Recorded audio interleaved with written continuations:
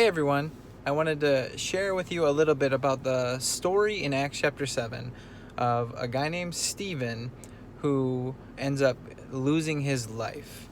So he loses his life because he stood his ground. He wasn't going to back down on when people were lying about him, and he was asked to explain himself. He talked through how these people who were rejecting Jesus just didn't get it. They didn't understand. And so he stood his ground, like I said.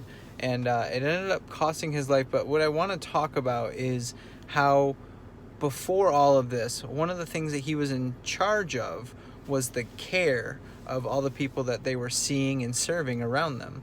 So he was in charge of making sure that we always hear and read about, or maybe if you're in church ever, if you've heard this before, about people standing up and telling everyone about Jesus, and a bunch of people learning about Jesus and giving their lives to Jesus. And Stephen was on the other side of that, saying, okay, we got to care for these people. It's not good just to tell them about Jesus and be like, okay, see ya. He was responsible for making sure that people understood how to care for one another and make sure that they were there for each other, really kind of living out what Jesus lived out, and how we are called as Christians to live out that kind of faith. And so I think that is so cool, and it's not to be neglected. It's not to be something that I don't know if I could ever talk in front of a big group of people, or I don't know if I could ever do this. That's okay, because there are so many different ways that we can serve one another, and Stephen's life definitely shows us that. And so if you haven't read it, go ahead and read that section of the book of Acts, because I think it's so cool. And then I also, just because Stephen and then other disciples, other followers of Jesus, they all had different roles, they all had different responsibilities.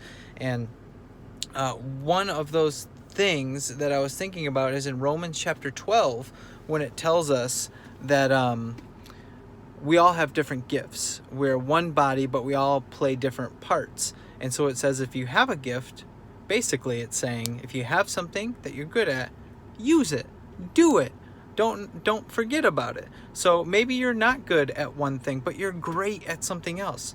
This is a great time right now to be discovering those gifts, discovering what you may be gifted at, or how God has wired you. And so I want to encourage you too, during this time, to really think through, what are the things that God has made for me. I'm really learning about that with my own kids, trying to see how they are wired, and the ways that they're all different. You probably see differences in every person within your family, or whoever is in your home.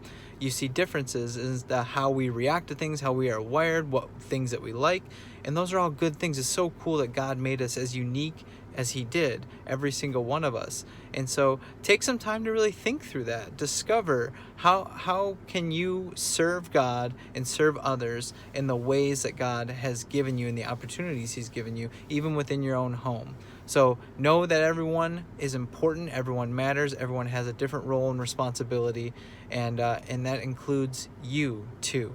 And so I love the story of Stephen and what he stood for. I also love what his life meant in serving other people around him. And so I encourage you to continue figuring out ways to serve the people around you, and maybe come up with some unique ways to do it too. All right, we'll see you later.